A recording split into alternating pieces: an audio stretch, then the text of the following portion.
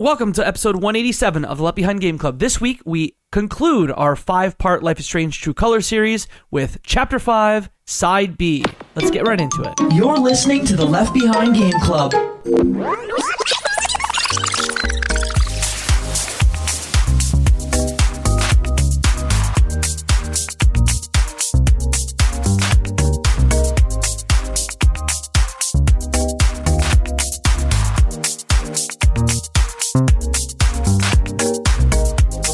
Welcome to the Left Behind Game Club, our never-ending attempt to make sure that no game is left behind. I'm your host, Jacob McCord, and today I have 4 friends with me. The first friend, you know her, you love her. Her name is Katie Lesperance. Oh, hi. I'm highly caffeinated, so giddy up. Let's continue this caffeine train with our second friend, Flora Marigold. Hello. Hello. No caffeine here, but I'm ready for the Jed-i mind tricks, regardless. Jed-i, good. Double meaning, double exposure. Our next guests are from the Lukewarm Games podcast. Let's start with our friend Claire Helmberger. Hello. Hello. No caffeine here either, but excited to fall into the well or shaft. We're getting there. All you said was shaft. It's early over here. And our fourth friend, he has a second podcast. It's called Crossplay Conversations. It's Luke Lewis. Hello. Hello. Ready to go into spoilers. Let's get into it. Luke, you've been waiting for this moment I'm excited. what seems like 4 episodes. So you're going to be on first today, just because I felt like it. But before we let Luke explode with spoilers, just note this is the 5th part. Everyone's like, please don't say explode with spoilers. That's bad. Okay. Well, this is the 5th part of our 5-part Life is Strange True Color series. So if you haven't listened to any of that before today, you might want to go back and listen to all of that. We've been sharing on social sort of as we go. We have a playlist of all of our Life is Strange episodes, so maybe you can find that there. Luke, I think it's time. You gotta say words first. Unless you think we should do a recap of where we ended at Chapter 4 first. Yeah, maybe let's set the stage a little bit. This is the final one, so give some context, and then I'll go off. Yeah, we had a beautiful spring festival, and then the episode sort of ended on a cliffhanger, or rather a shaft hanger. Ew. God, I'm on one today. Where we find out that Jed is conspiring with Typhon and decides to shoot Alex Chen. She falls into the shaft. And Katie, I was so wrong. I owe you a drink, right? Oh, didn't you say that Alex was dead and that we were going to be playing as either Steph or Ryan going forward? Yes, I did. Which is absurd. Can you imagine? The easiest bet I've ever won. Although, so I guess I'm opening here. First shot, Alex's face, not at a eulogy, not a big portrait at a wake. I was like, okay, we're talking to somebody, we're alive. Although it's kind of questionably in the past. You're like, when and where are we? It's unclear. But yeah, Alex survives. Shocker. The main character is not dead before the last chapter. It's happened before. We could have Sean Beaned her at the at the outset. This is Life is Strange. This is not HBO. Fair. You're at the orphanage, but it's sort of like a weird pseudo like. It gets surreal. Like things start to get said. It's a session with Alex's therapist, and then things start to be said that just don't make sense in context. And you're like, oh no, this is like a surreal, this is a dream. This is she's in a coma. We're not sure. But yeah, the therapist starts saying things that don't make sense. Let me tee up Flora and say, things got strange, right, Flora? Hey. Oh, thanks for getting that out of the way right away. But I think immediately with the end of episode 4, you think about Alex getting shot and then falling down a mine shaft. What's really striking in this opening shot is that Alex has no like visible physical wounds or distress whatsoever. And then it has this sort of Lynchian environment where, in addition to the statements being made by like her psychiatrist out of context, there's like photos on the wall inside of this room of like her family and like keepsakes and memories that feel uncanny. So really unusual start to the episode. But I like that. I believe the psychiatrist is the one who says like, you're right back where you started.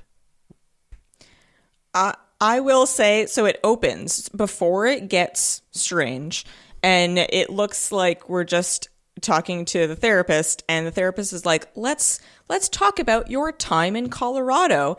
And for a moment there, I was pissed because I'm like, no, we're not like going months into the future and like rehashing. I'm like, she's left Colorado. Like, no, that doesn't make sense. I was mad. And then as soon as the first off thing that the therapist said, I'm like, oh, okay, this is fine. We're good. But for a brief moment, I was not impressed with how I thought the story was going. It faked you out a little bit. It did, yeah. Also, so they're talking, then Alex starts like dripping blood, and then her face becomes more and more bad things have happened. We've got slashes, we've got gashes. And then we go to her kind of hanging in the mine. And then my second initial thought that made me also extremely angry was I was like, oh my God, why did I not think that there was a chance that she would find Gabe down there? Which, spoilers, I mean, it's episode 5. If you're listening to this, we've been spoiling the entire way. Gabe's not down there. Gabe's still dead. But for a brief moment, I was like, oh my God, how did I not say in our predictions from last episode that she would just find Gabe in the mine, since she falls into the mine that Gabe fell into, and we didn't find Gabe's dead body? And I thought for sure, and I would not have been happy with that. That would have been too like neat and like convenient that he's just alive in the mine for months, because I'm pretty sure months have passed. But anyway, so I was a roller coaster of emotions at the beginning of this. Yeah, on the note of bringing up Gabe, too, I really like the, like, pseudo Christmas Carol thing they do with his character in this episode, where he's, like, leading her through this experience of her past trauma, but then also, like, actively present in that moment, but simultaneously reliving the moments. It was cool. Yeah, I really like this episode. I think with episodic games, I feel like sometimes the last episode is hit or miss, whether it really like sticks the landing and ties everything together in an intentional way. Sometimes it's more about the journey than like the ending point, but I think this one does a really nice job of like paying homage to the moments that came before, wrapping up character arcs, giving some cool resolutions to things, some twists, some turns, and leaving it in a nice place that's like, yeah, that does feel like a culmination of our time in Haven Springs. Yeah, really before we started on this, I kept thinking to myself, how are they going to take what is probably one confrontation between the town and Alex? How are they going to make that a whole episode? Is this just going to be a 45-minute episode and that's fine? But I was pleasantly surprised at the the flashbacks that we experienced. Keep me honest, or help me remember this, guys. What is the line that her brother kept saying every time there was a new sort of skit or a new, rather, memory that she was reliving? It was like, hey, just let it happen or something like that. Play your right? part. Oh. Or yeah, Play your part. Yeah. Was there a significance of that? I kept hearing it and going, why does he keep saying that? I don't think there's a special significance. I think it's just to tell us that Alex was there, that like that thing happened, you did something the first time, so like play your part, do the thing you did the first time, I think. Don't try and change it. Not to overanalyze this, but I think the way I read it is it's a super literal take on the cliche that like we are all just actors living on the stage of the world, and so all of the memories we're replaying throughout this episode are often traumatic events from Alex's past where she had to act a certain way that wasn't truly expressing her inner emotions and her inner desires. Like, for example, we'll have a scene, maybe we'll talk about it, where basically her dad and her brother got into a pretty severe fight that resulted in her dad leaving.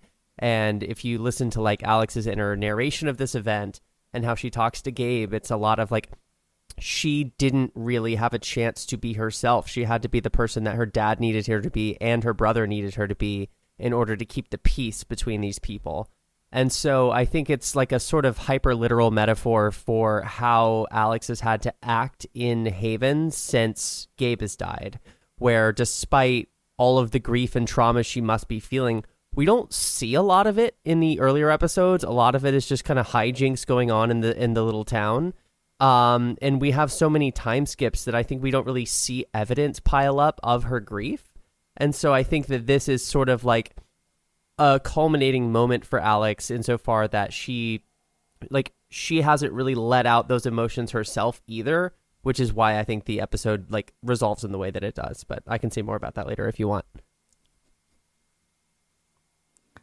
Yeah, I definitely agree with all of that. And I also think that the aspect of how she's like been rewriting in her brain her memories is a big part of that too. And Gabe is like, that's not how it went down, like, and forcing her to go back and actually experience it and remember it the way that it happened, I think also ties into that of she's not like feeling really what happened and instead is like repressing and rewriting how it went down to make it more like palatable. The way I feel like she's been making herself more like palatable throughout her time at Haven, so she doesn't like alienate herself from people the way she has in her past.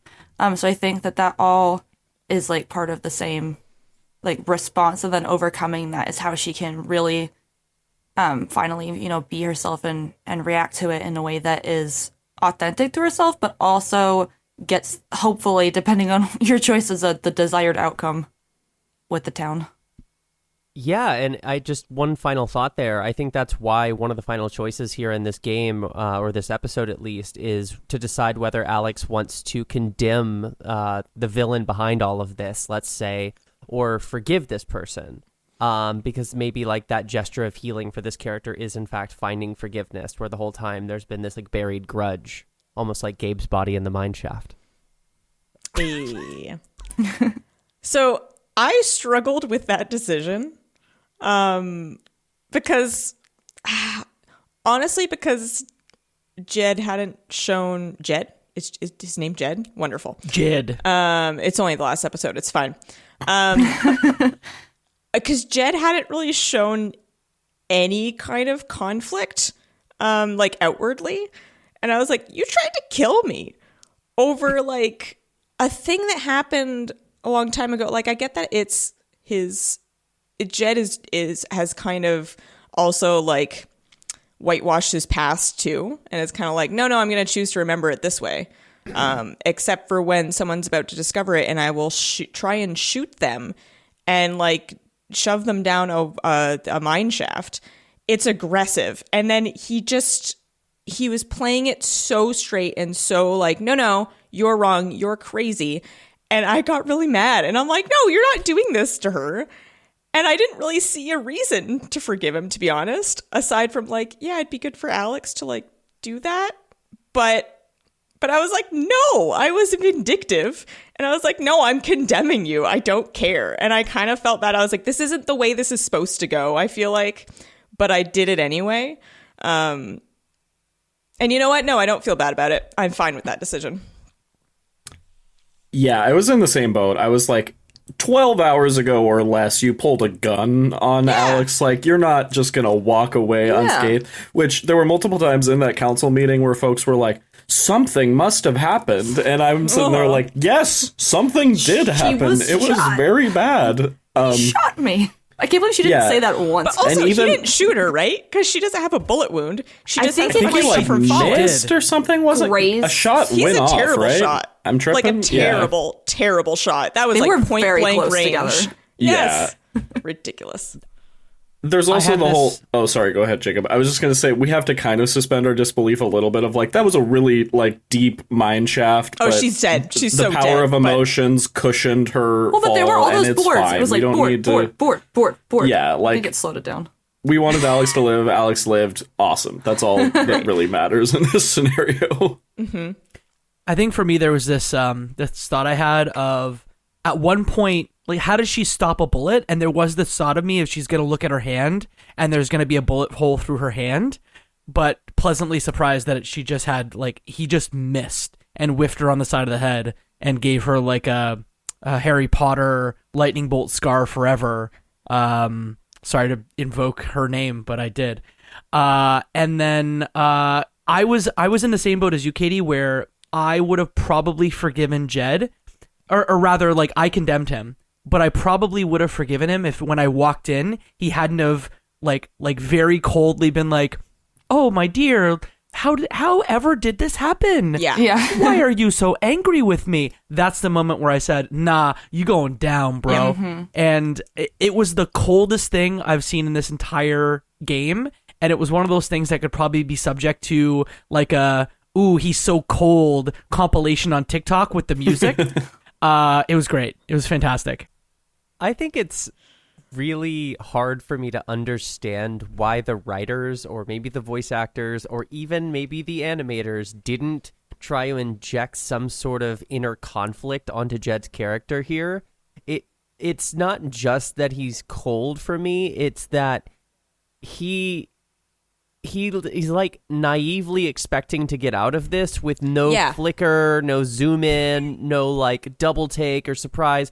And I don't know if that's just, the character model, they just didn't animate like a little bit of self-doubt on his face, or there could have been a throwaway line about this where maybe he like whispered to, what's her name, the Typhon lady? Diane. Yeah. Thank you, Diane. And I think it's a mixture of things that are unconvincing about this. And like when I first played this scene here, I did end up playing this final like series of decisions differently from Alex's dialogue. But like most of the dialogue decisions in True Colors, I find it a little disappointing when I choose the other path, because whether you condemn or forgive him, it's virtually the same exact cutscene. Yeah, that's kind of what I figured. Once it happened, I'm like, this feels not that significant. Like, I feel like he would have, busted down crying on the floor either way. So it's like, all right. And it didn't really seem to have an effect on Alex, whether I forgave or condemned him. I think that's probably one of my biggest issues with I overall really enjoyed this game, but it did feel like a lot of the choices immediately gave the same results, as opposed to like at the end we get there, but there's like some forks along the way and there's some differences. It didn't feel like there was much difference at all. A couple of them maybe earlier in the game, but especially the later you got, it was like we're doing the same stuff regardless. I think that there's one decision that we would have ended in the same place, but I would have felt incredibly different had I chose Ryan as my partner in this one, given what happened with him and his father.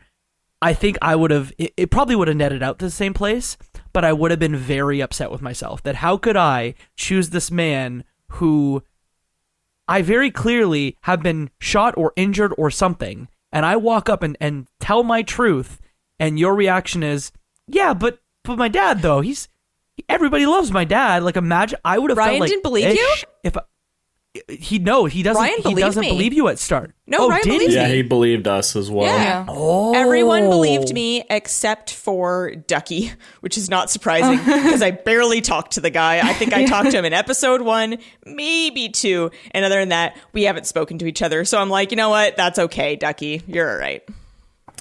Yeah, I mean, so no, you should still believe me because look, me, I messed up. Sure. Like something happened, but I can get over it. It's not like Ryan or Steph didn't believe me. That would have been like disappointing.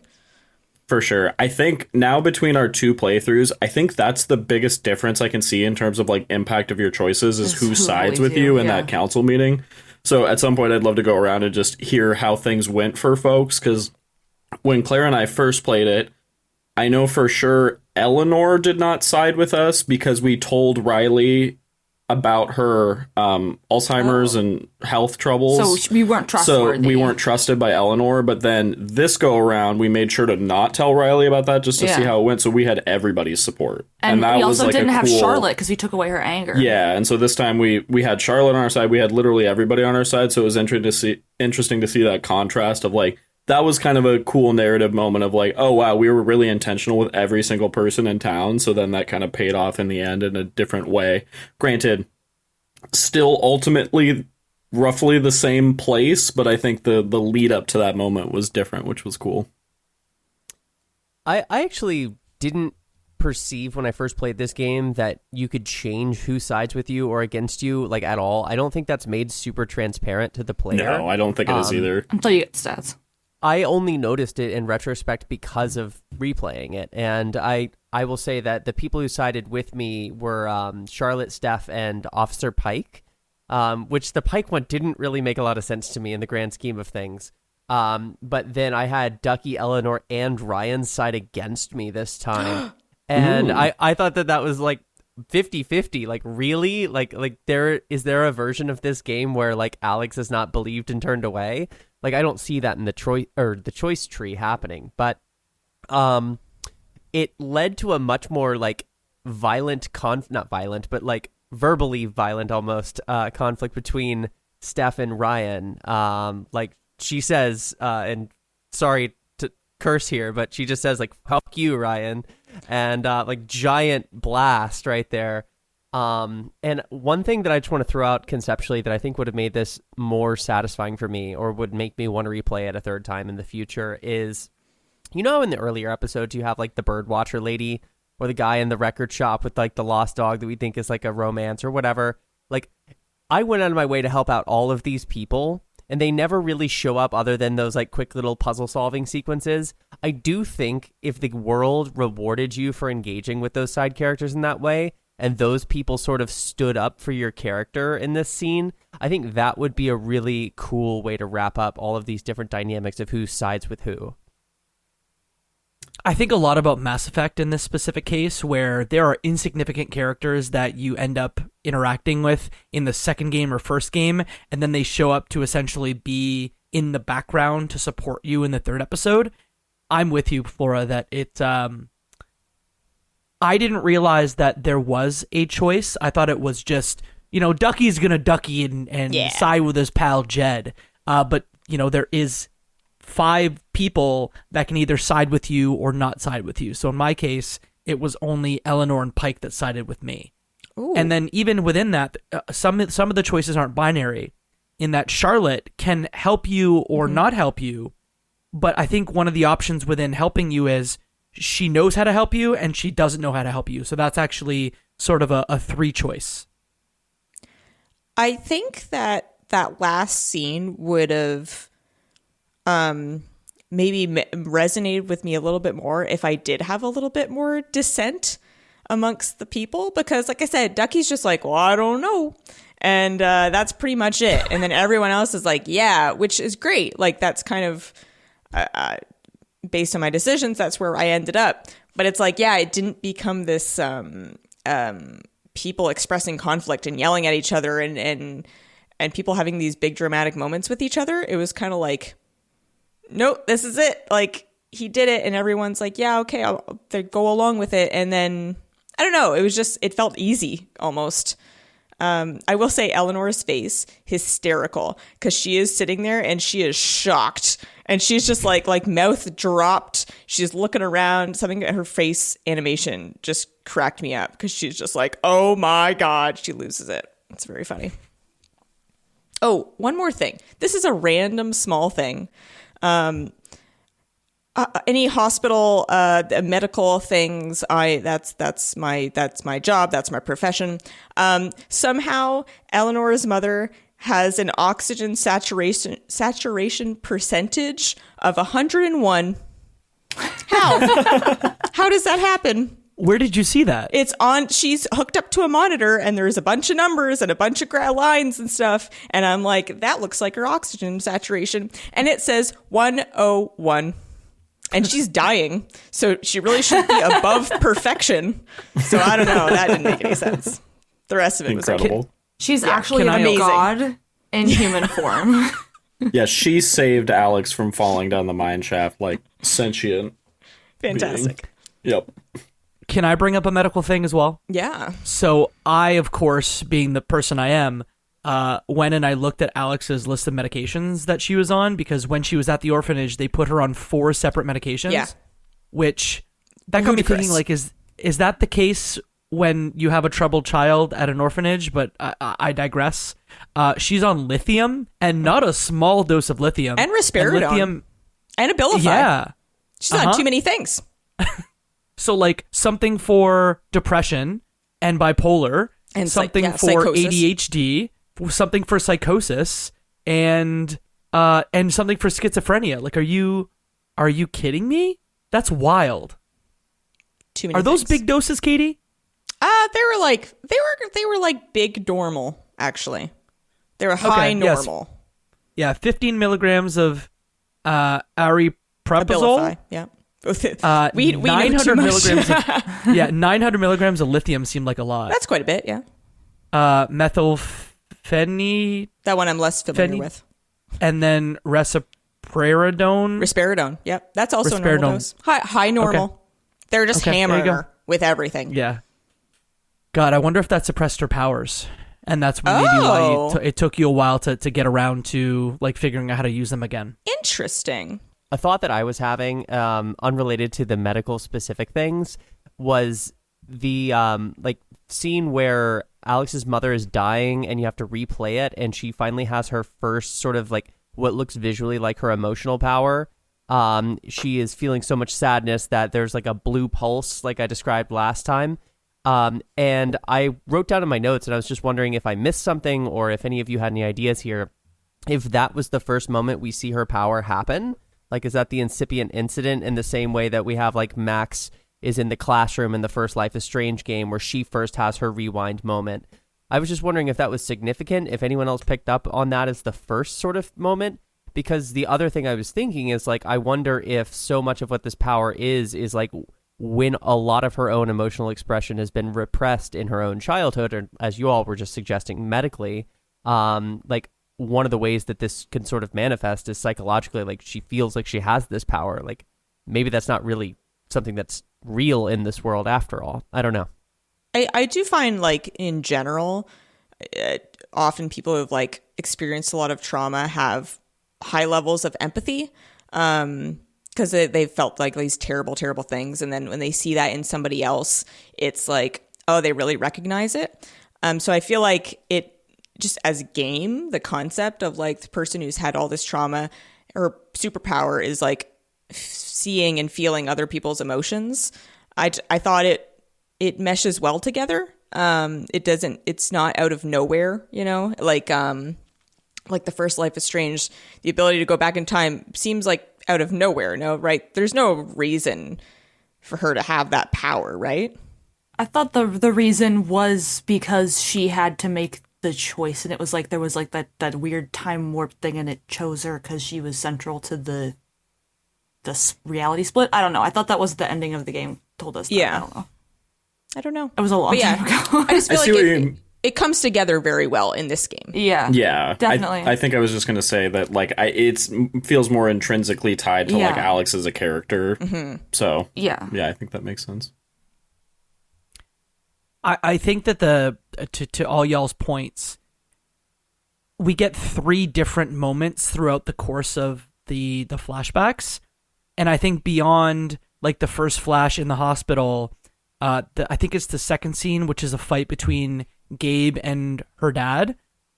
There's a moment where she gets knocked down, and there part of me wondered, like, is that one of the first times where she got a blink at the power that she had? That her power didn't manifest there, but it was awfully familiar if you think about episode 1 and how she essentially beat the crap out of Mac, that there was like some interesting parallels between that moment and the fight with Mac. Probably. I don't know. Probably. Yeah.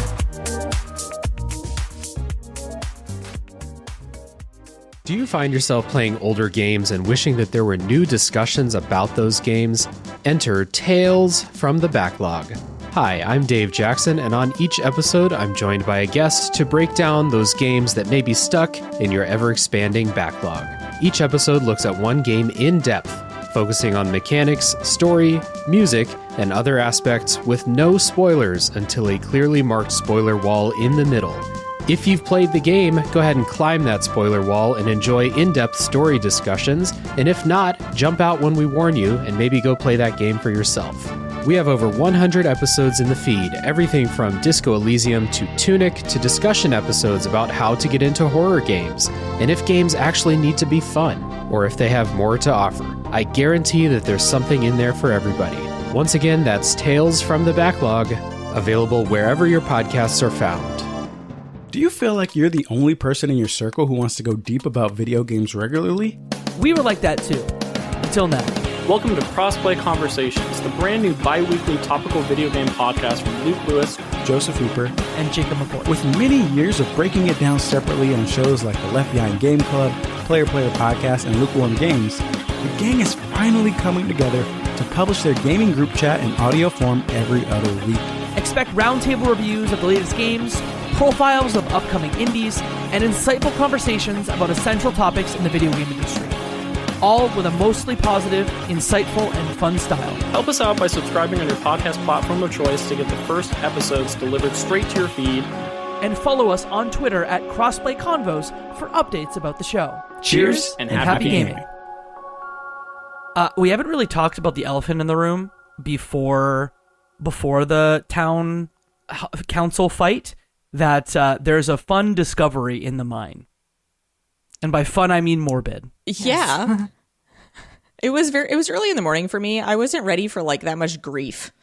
Like I was like, Jesus, it's early. It is heavy stuff. Yeah, she basically finds she's attracted to a light, like a one of her like emotion colors that she sees is like down the tunnel. She's walking down the tunnel. Giant, the rock pile. It's in the rocks. She reaches in, and that was a moment where I was like, Gabe better not be under there. Not because I don't like Gabe, but because if he's just like alive under the rock pile after months, I'm gonna be mad because that's stupid. No, it is a locket that her father used to have that has a picture of the two kids in it, and you're like, oh, that's how we're tying things completely together. Her dad, because he left, so he got a job in Colorado as a miner for something to do, and then Jed left him to die in a mine, and terrible things. Yeah, this moment really got me. For whatever reason, I didn't remember the specific involvement of her father going into this episode from the first playthrough, so I was shocked again. But I appreciated the way they kind of tied everything together as a family, and it also just makes Alex and Gabe's trauma that much more heartbreaking, because there was a year on the sign that was like, on this day in 2008, Jed saved all these people, and so I was doing the mental math, and that job that the dad took was probably shortly after he first left. So you imagine, like, maybe he was trying to get money to then reconnect with Alex and Gabe, and he died tragically and then never got the chance to, or like maybe he wouldn't have, but it's just like that what if is like, it gets you. Yeah. When she held on to so much anger towards him because she wrote him all those letters and he wasn't responding. And she thought that he had totally abandoned her, and then to find out that actually he was just dead the whole time. But it also kind of, I feel like that closes the plot hole a little bit of why was Jed so nice to you? And I think this was brought up in a previous episode. It's like, why was Jed so nice to Gabe and so nice to Alex? And it's like, oh, it's because he was responsible for their dad's death and didn't admit it and didn't tell anyone and is covering it up actively. And so he's like, I think he felt guilty about it. But maybe it was also a way of keeping them close to make sure they didn't get too close to the answer. But yeah.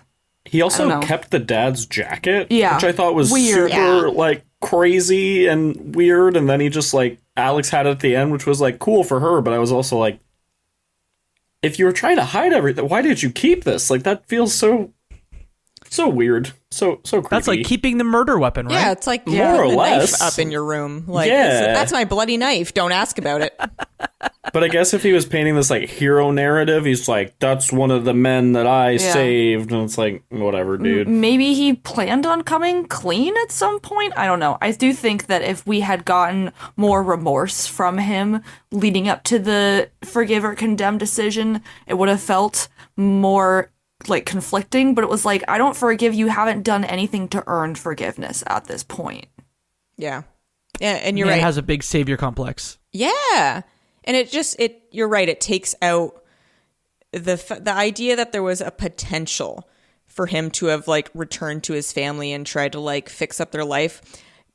leaving is still, is a crappy thing to do. You left your two children, but there is a possibility for redemption that is taken away that does make you like, oh, it clarifies that whole situation, right? Of like, why didn't he ever come back? Like, her dad's, struggled and made a mistake and, is flawed, but he wasn't just gone forever, right? He's not like living it up somewhere else and ignoring his kids. One thing I want to bring up was I thought it was really cool how Gabe kept repeating the phrase, I think it was "don't give up," in these flashbacks, and then she happened to have in her pocket his matchbook that had one last match in it. Yeah. And earlier in the game, she was like, oh, he must have been saving it for something really important. And then that was the match that she was able to light the lantern with that got her far enough to find the locket and escape. And then in the inside of the matchbook, it said the thing that he had been saying, like, don't give up or like keep going or fight or whatever it was. And I just thought it was really cool that was once again like her consciousness was latching onto what she still had of him and what she knew of him and was using it to like create him in her mind to keep her going. And I thought that was really neat. Yeah, and pulling from earlier like episodes ago, right? Yeah. Whenever you have that, like you want things to tie together in a satisfying way, and yeah, I think this game does a very good job of that. Sometimes it's like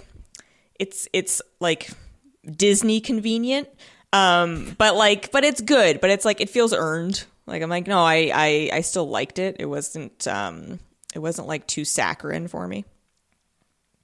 I like the callback with the music.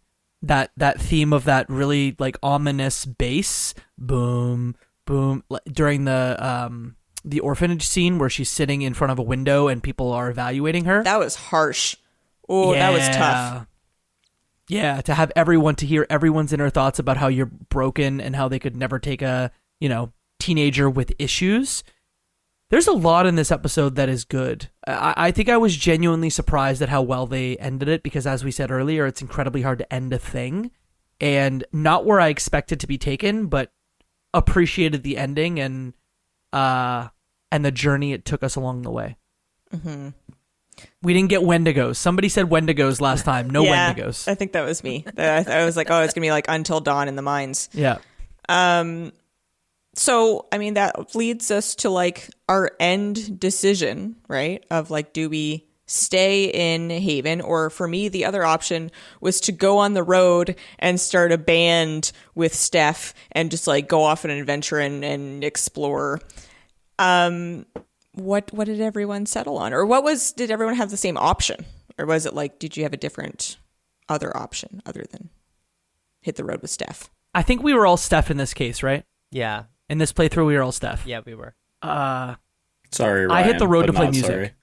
Ooh. How did that go?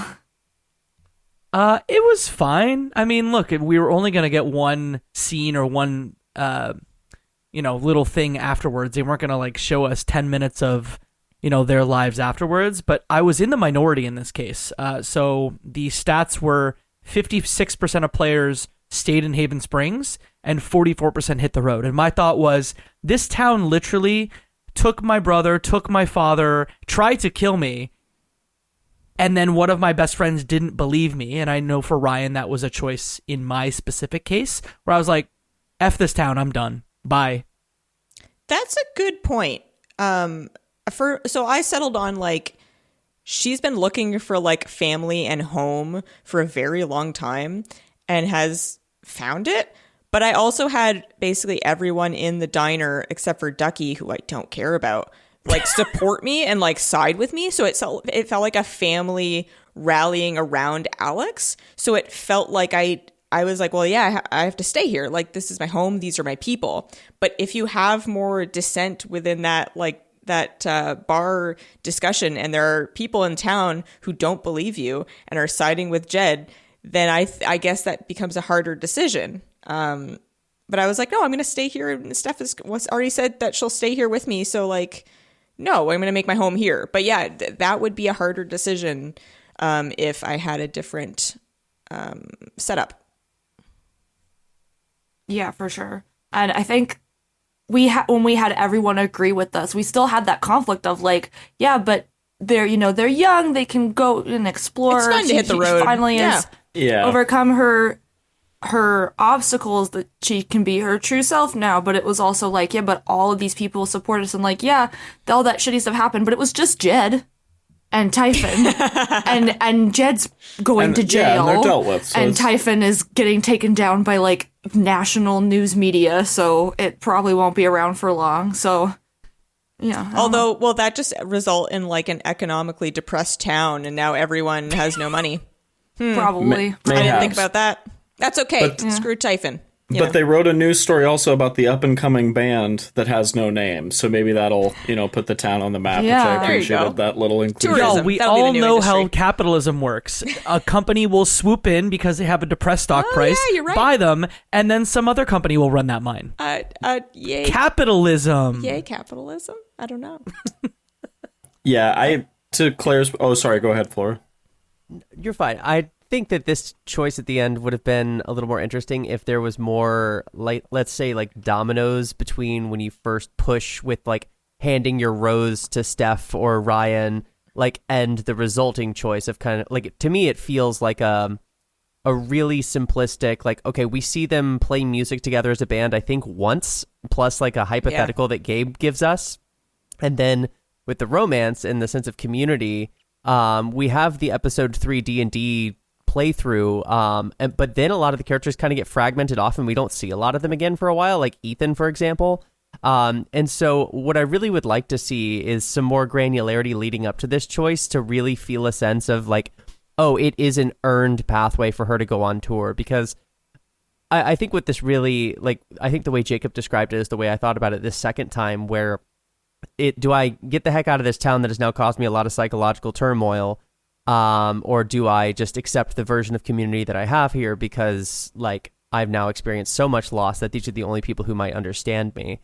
I feel like a lot of the other people in Haven could have been fleshed out a lot more, and in the same way, I wish the band or the music side of this was as well.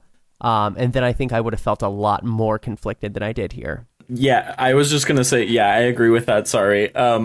There just wasn't this, like, clear option for the music path, even though I maybe wanted it to be, because in my mind I was in the camp of like, they're young, they can always come back here, like go on a summer road trip or whatever and then move back or figure things out, like they got time. But it did feel like staying in Haven was like the canonical path they wanted us to go with. One logistical question I just want to throw out, and I'm sorry I got hung up on this, but in this timeline where Jed's going to jail, who's running the bar? Because they have That's what I Alex thought. working at the record shop with Steph, which is lovely. Love it. Awesome. But then the bar is like thriving and it's Christmas time and all this stuff. And I'm just like, did Ryan take over the bar? Because that doesn't seem like his Probably scene. Ryan. That diner guy?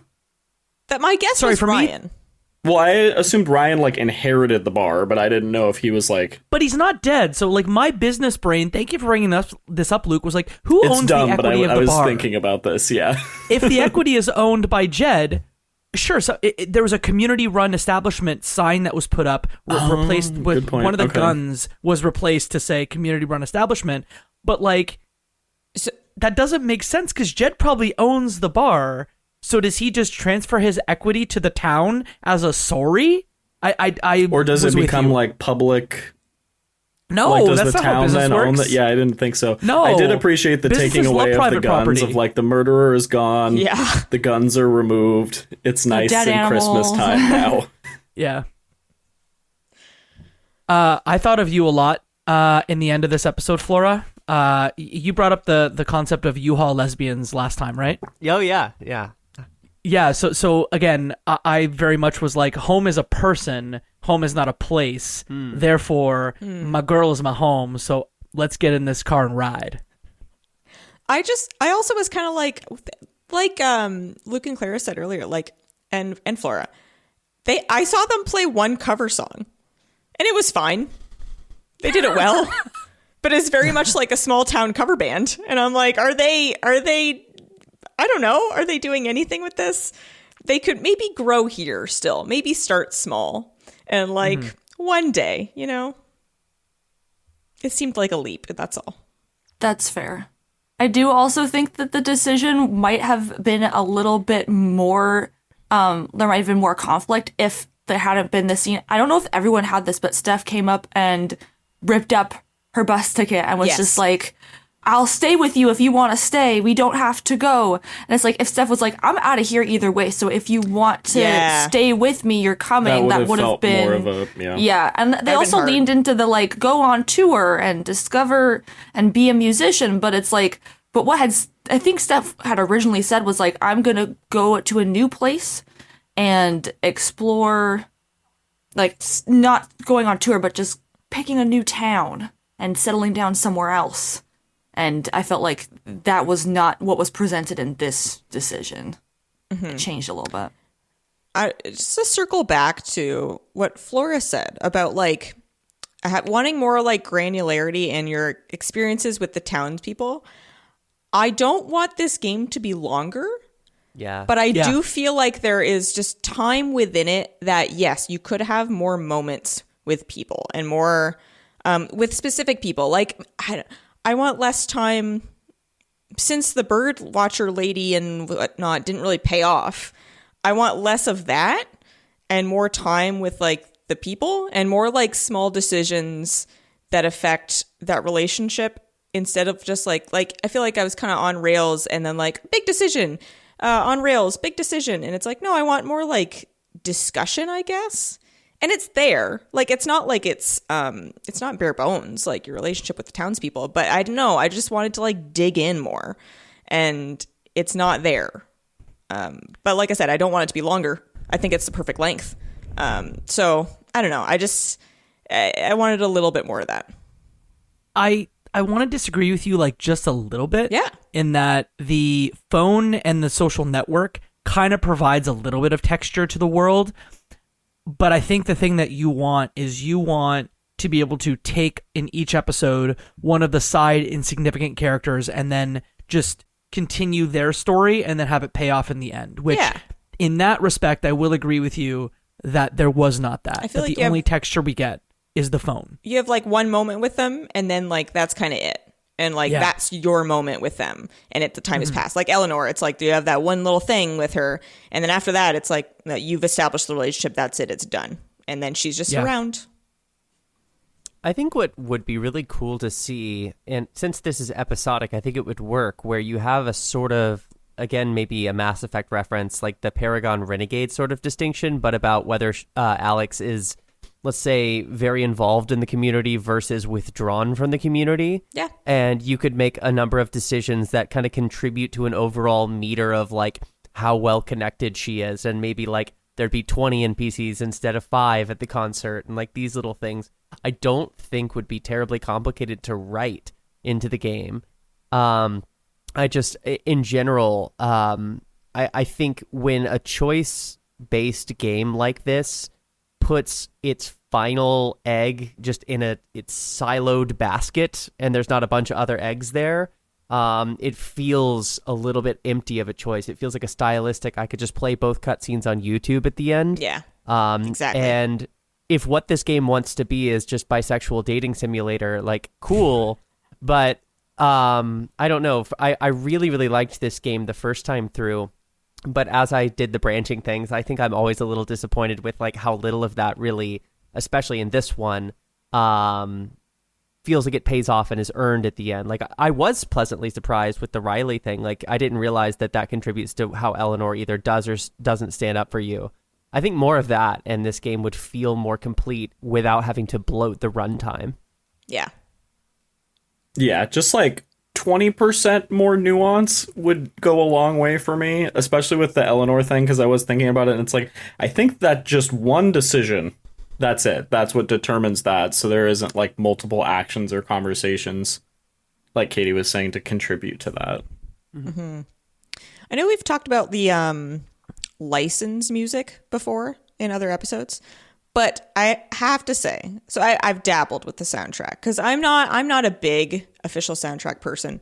I will not play the whole thing on repeat and like listen to it over and over again. But I opened it up, listened through a big chunk of it, and the vibes are so perfectly spot on. Yep. They're great song. Like it is a great soundtrack. And also I'm just like, yeah, this feels like Life is Strange in Colorado.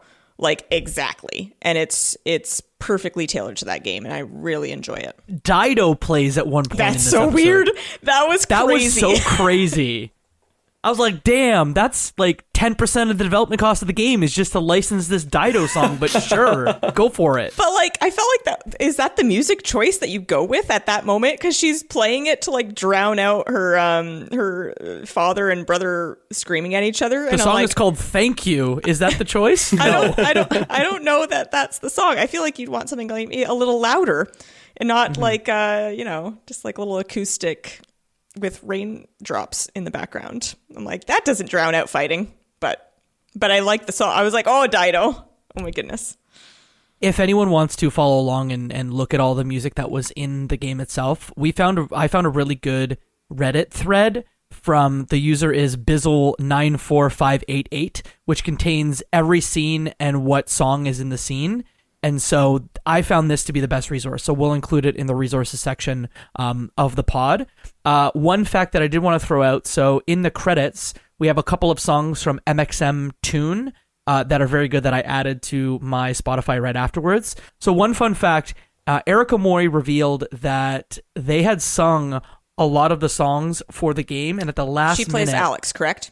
She plays Alex. They decided to essentially swap out the credit songs with MXM Tune instead of have Erica sing the songs. Again, there was a clip from a podcast with Dana Wilson where Erica talked about that. I think they swapped her out. Okay. Completely. Anything else y'all want to cover here?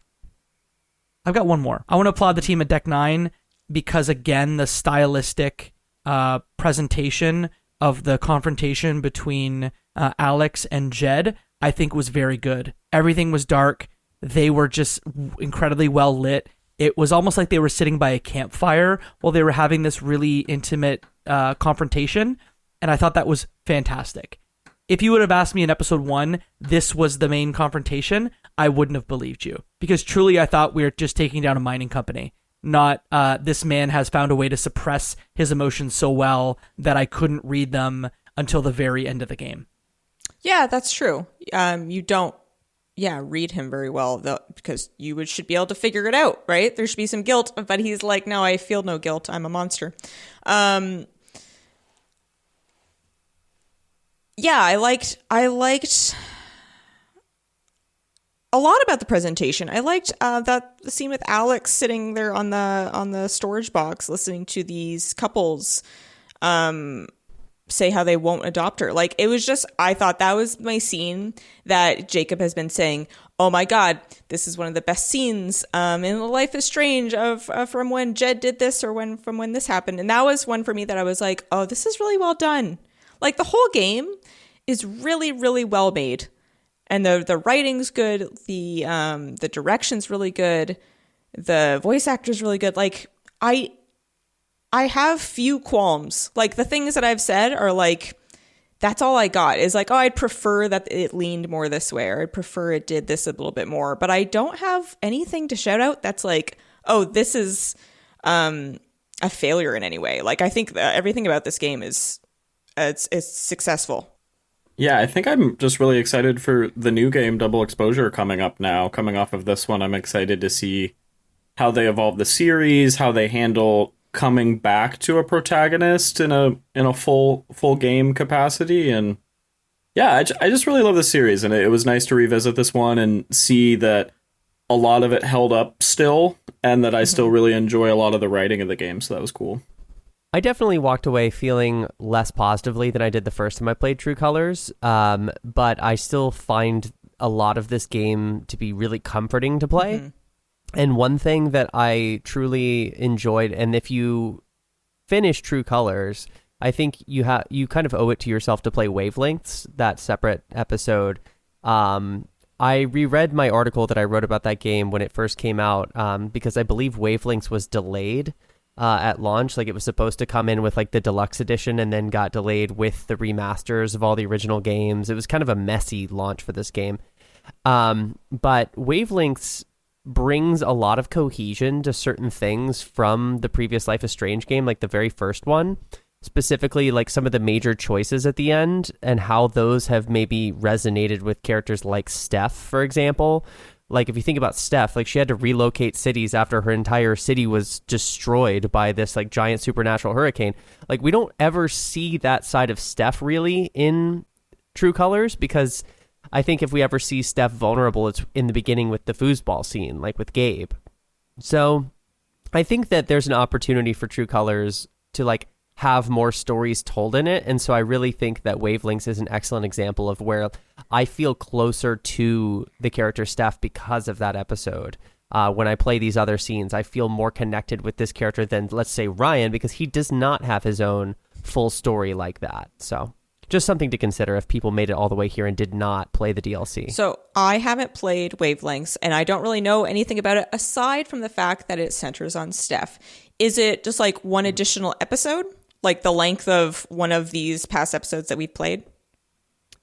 Yeah, and I want to say it's actually longer because True Colors episodes are rather short. They're like 2 hours tops, and some are shorter. Yeah. So it's like a good, healthy, chunky episode. Yeah. Okay. Nice. Almost all taking place in the record shop. Oh. Ooh.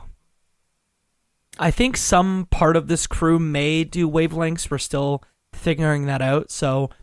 be sure to follow us at Left Behind Club on Twitter to find out, hey, are we going to do a Wavelengths episode or not? But yeah, I with this, having only played Life is Strange 1 and True Colors, I definitely want to, probably not immediately after, but there is a point where I want to go back and play Life is Strange 2 and even play Tell Me Why. I think because we've gotten to a point with this series, and I know Tell Me Why is like sort of it's a don't nod game, so it cops a lot of the same things, but I just want to kind of see the whole holistic picture of the series. I just don't know if we're going to have time before Life is Strange Double Exposure, which as we record this is coming out October 29th of 24. Any other thoughts anyone wants to cover on Life is Strange True Colors? Speak now or forever hold your peace. Like Gabe and Mr. Chen. Oh. Ooh. Wow. Too soon. No. Too soon. Sorry. Even though this game came out 3 years ago, I'm still grieving. Thank you. It was a hard last episode for sure. We were getting emotional. Yeah, it's heavy. Yeah, Luke, did you get it all out? Is it all out there now? You had to hold your tongue for a lot of that. I think so. I think we touched on everything, and yeah, there's a lot to unpack with this game, which makes sense that we did 5 full episodes on it. Yeah. Love. Well, that's going to be it for our Life is Strange True Colors series. Like we said, we may do an episode about Wavelengths a little bit down the road, so make sure to follow us at Left Behind Club on Twitter or in our Discord at leftbehindgame.club/Discord to be able to figure out, hey, are we doing this? But just so y'all know what's coming, we have an episode debriefing PAX West coming out next week.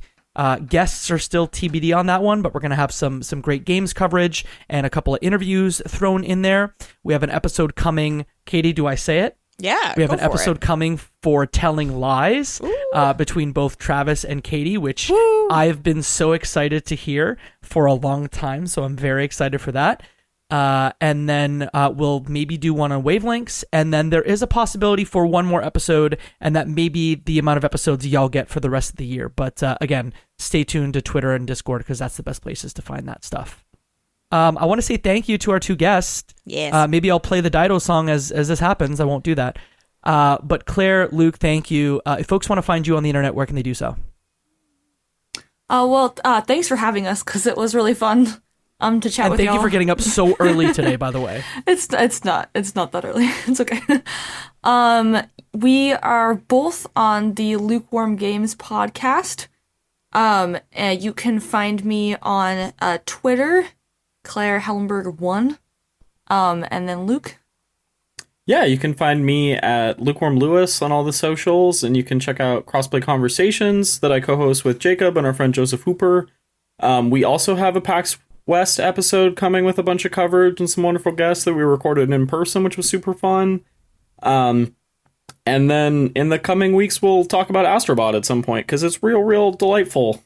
Spoilers, but some good stuff. It's a good video game. It's a very good video game. Who knew? But yeah, thanks for having us. It's been a blast.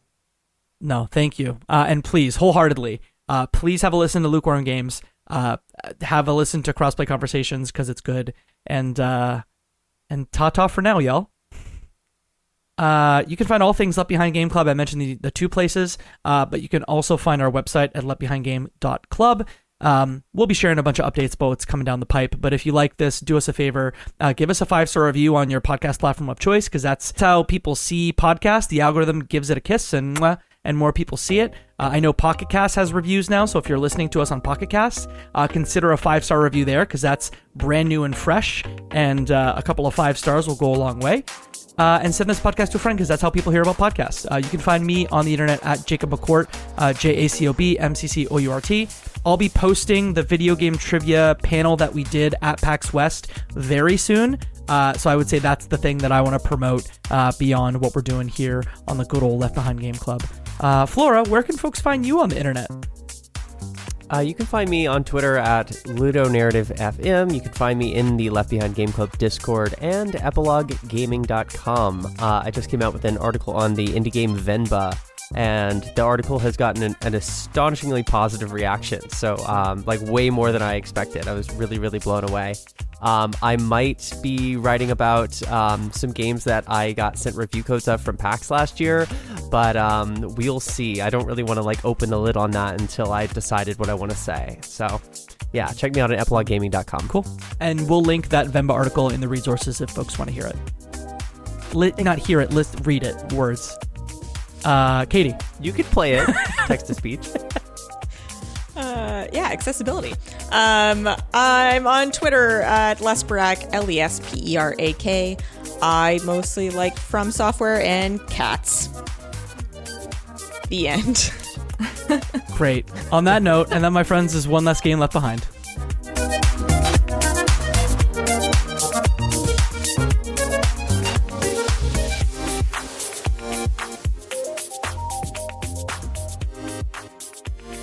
Video games are a unique medium. They can tell stories, Immerse us in strange, fantastic worlds. blur the very boundaries of our reality. But at the end of the day, video games are fun. Whatever fun is to you. I'm Jeff Moonen, And I am Matt, a.k.a. Stormageddon.